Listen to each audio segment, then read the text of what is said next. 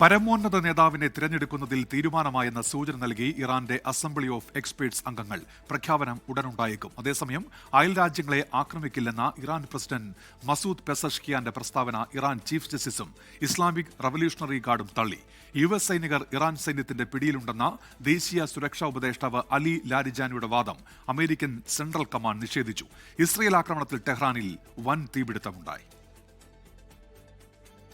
ടെഹ്റാനിലെ 3 എണ്ണ സംഭരണശാലകളിലേക്ക് ഇസ്രയേൽ നടത്തിയ ആക്രമണത്തിലാണ് വൻ തീപിടുത്തമുണ്ടായത്.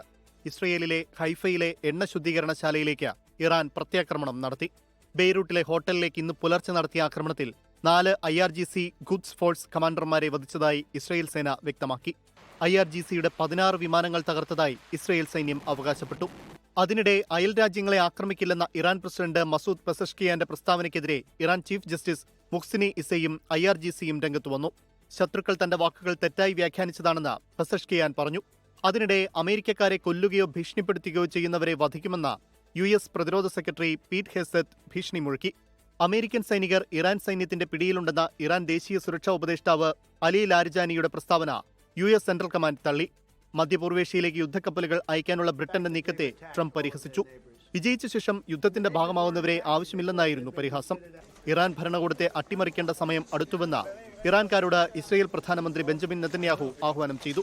International desk 24. ലോകത്തെവിടെയായാലും ഏത് സമയത്തും 24 വാർത്തകളും ഓഗ്മെന്റഡ് റിയാലിറ്റി പാക്കേജുകളും എക്സ്പ്ലെയിനറുകളും വിശദമായി കാണാൻ ഞങ്ങളുടെ YouTube ചാനൽ നിങ്ങൾക്ക് സബ്സ്ക്രൈബ് ചെയ്യാം.